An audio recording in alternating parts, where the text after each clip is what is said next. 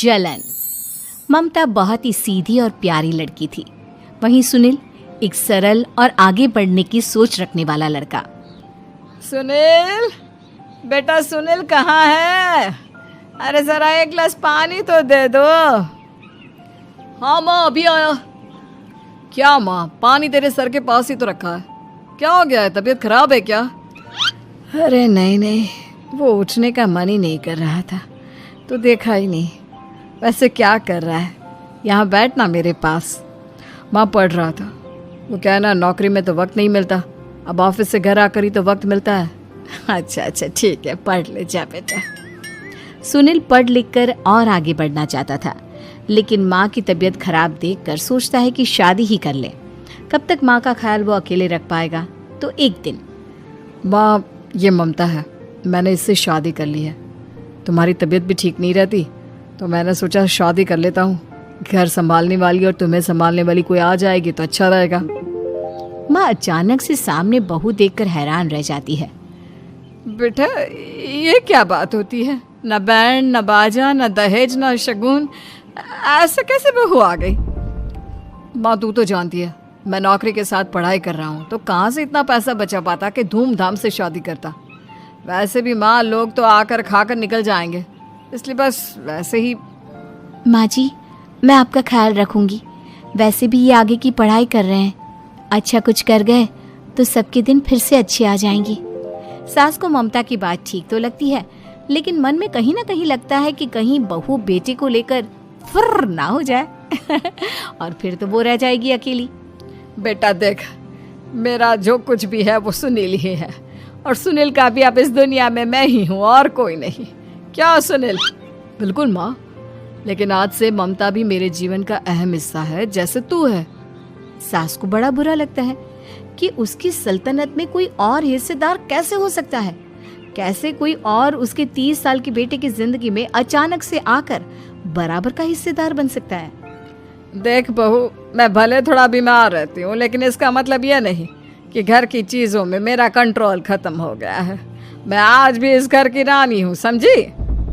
बेटा सोचता है कि ये माँ को अचानक से क्या हो गया। कल तक जो माँ कहती थी कि जिंदगी का कोई भरोसा नहीं, वो अचानक से जंग के मैदान की झांसी की रानी कैसे बन गई? माँ क्या हो गया है? सब ठीक है ना? अचानक कैसी बात कर रही हो? ममता का आज पहला दिन है, स्वागत करो उसका। आसपास की आंटियों को बुलाओ, नई दुल्हन की मुंह दिखाए करवाओ। खैर, सास होने का फर्ज निभाती है और बाद में एक सहेली के साथ बाहर निकल जाती है। क्यों री बताया नहीं कि बेटे का ब्याह कर रही हो? वैसे तो सारा दिन हम ही में घुसी रहती हो। अरे मुझे भी तो अभी पता चला, यूं अचानक सर पर लेकर आ गया। कहता है बहू है माँ तुम्हारी, अब इसको भी इतना ही मैं प्यार करता हूँ जितना तुझे करता हूँ। लो जी, ये क्या बात होगी? क्यों इतना प्यार करता है? अरे माँ का प्यार तो ज्यादा होता है। अब उसको तो कोई दूसरा पति मिल सकता है, लेकिन तुम ही बताओ, क्या माँ की ममता किसी और की हो सकती है? ना जी ना, बेटे को समझाओ ये बात।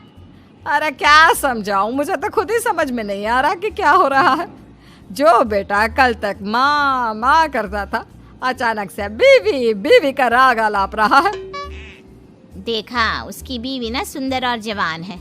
सुंदरता के आगे तो एक से एक नहीं टिके, तो तेरा बेटा किस खेत की मूली है?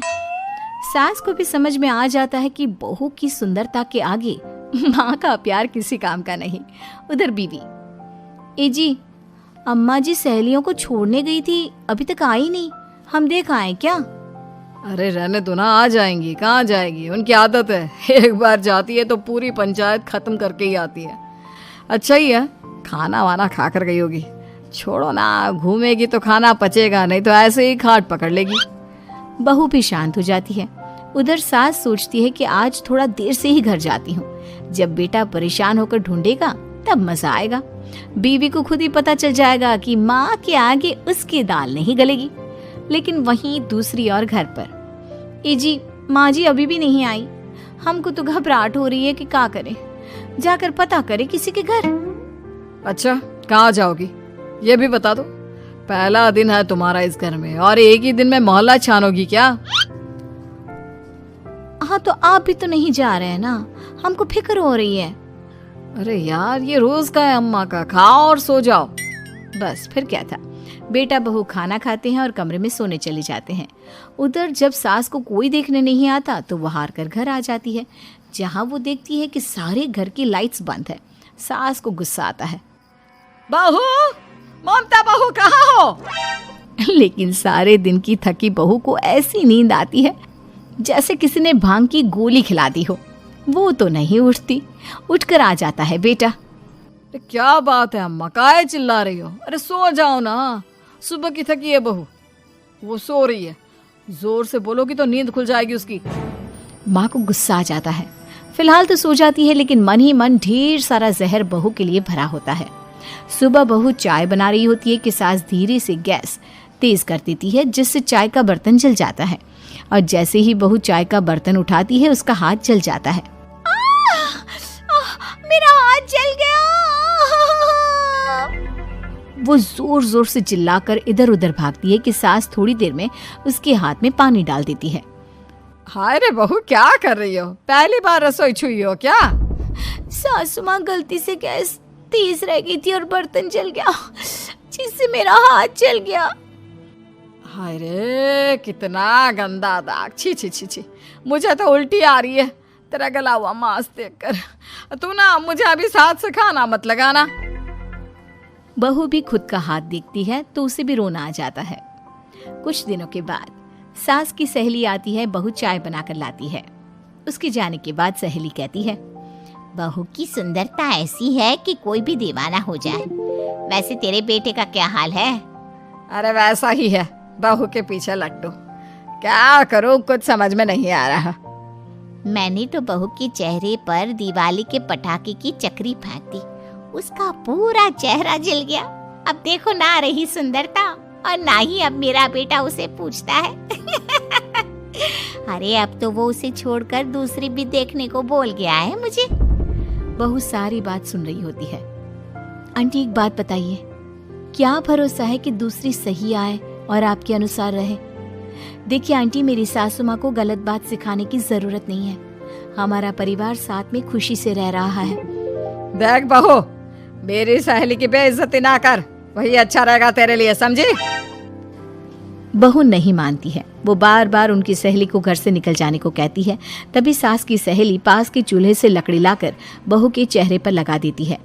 बहू जोर जोर से रोने लगती है। अरे ये क्या कर दिया? मैंने कहाँ किया, ये तो तूने किया। तू ही नहीं चाहती थी कि बहू बेटे के साथ रहे, भला मैं क्यों करूंगी? मैं तो चली, निपटो अब।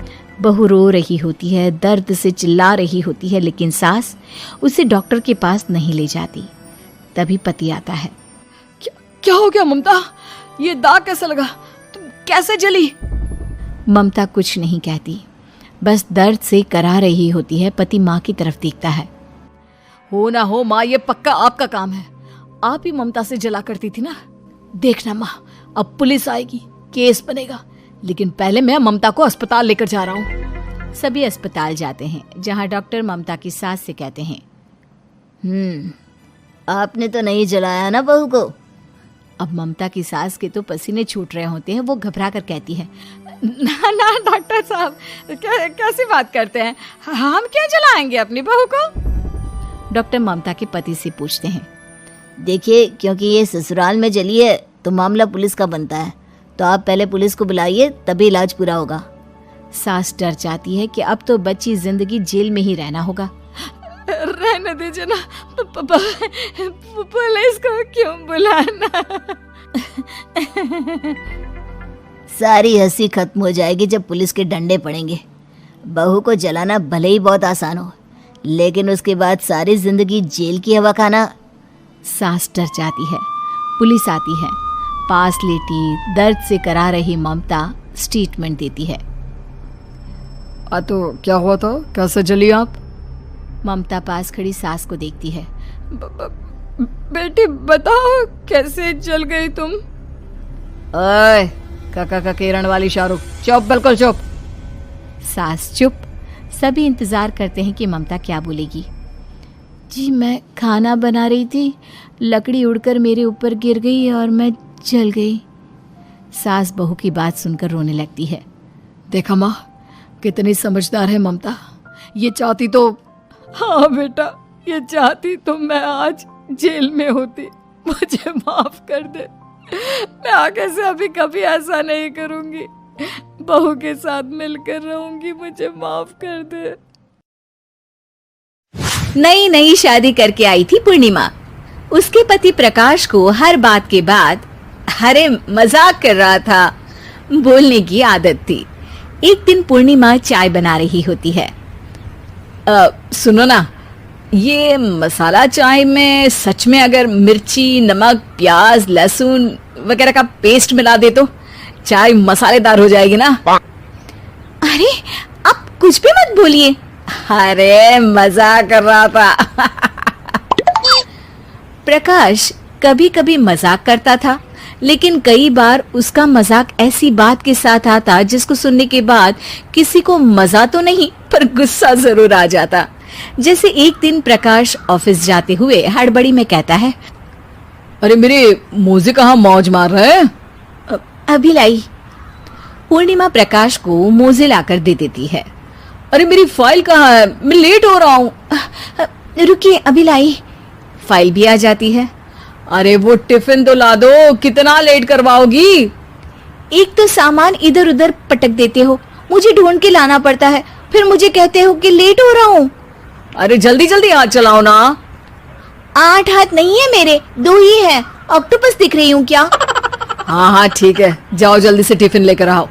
2 हाथ तो है ना, उन्हीं का ठीक से इस्तेमाल कर लोगी तो लेट नहीं होऊंगा मैं।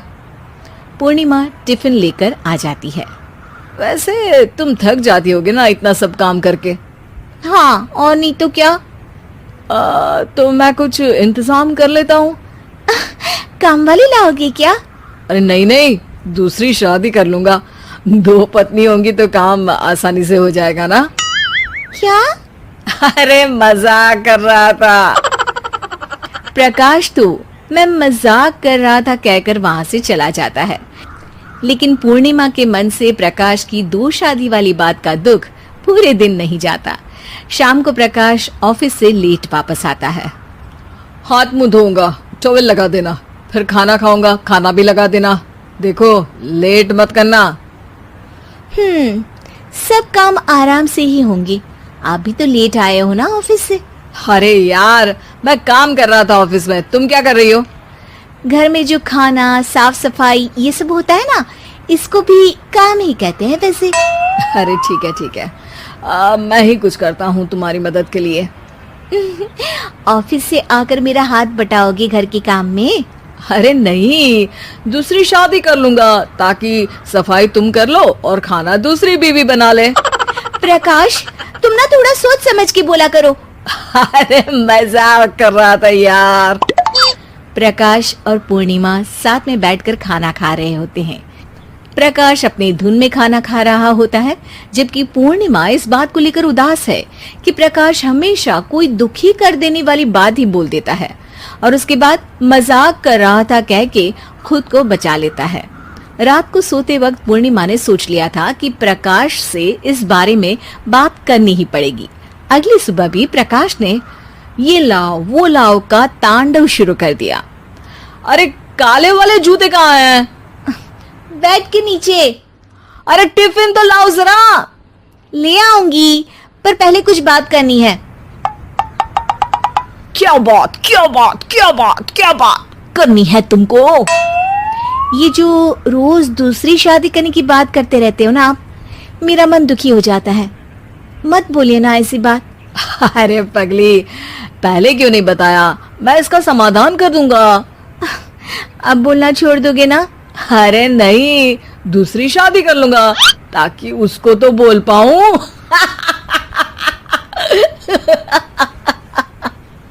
उफ़ो, तुम कभी नहीं सुधरोगे। मजाक कर रहा था। पूर्णिमा की बात को प्रकाश हंसी में उड़ा देता है। पूर्णिमा बहुत भारी मन से टिफिन लेकर आती है। ये लीजिए टिफिन। अरे मैं तो भूल ही गया, आज मेरे बॉस के बेटे की बर्थडे पार्टी है, तुमको भी बुलाया है, रात को तैयार रहना।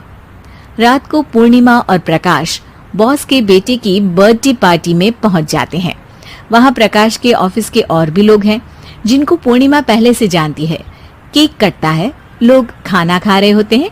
वहीं पूर्णिमा और प्रकाश ऑफिस के लोगों के साथ बैठे बात कर रहे होते हैं।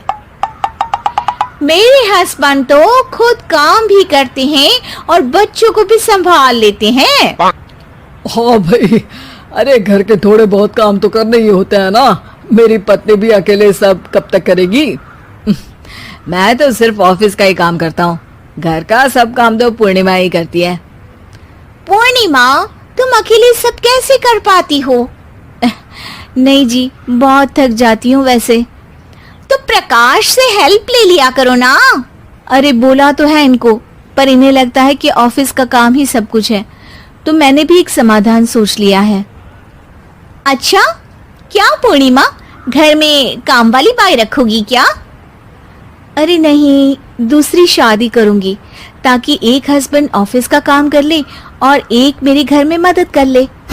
पूर्णिमा की बात सुनते ही सब कुछ सांप सूख जाता है और प्रकाश के मुंह से तो केक का टुकड़ा गिर जाता है। अरे क्या बोल रही हो? कुछ पता भी है क्या? अरे मजाक कर रही थी, वैसे ही जैसे तुम करते हो। प्रकाश का मुंह खुला का खुला रह जाता है और उनकी आंखें भी खुल जाती है। प्रकाश समझ जाता है कि हर बात के पीछे अरे मजाक कर रहा था बोलने से वो बात मजाक नहीं हो जाती।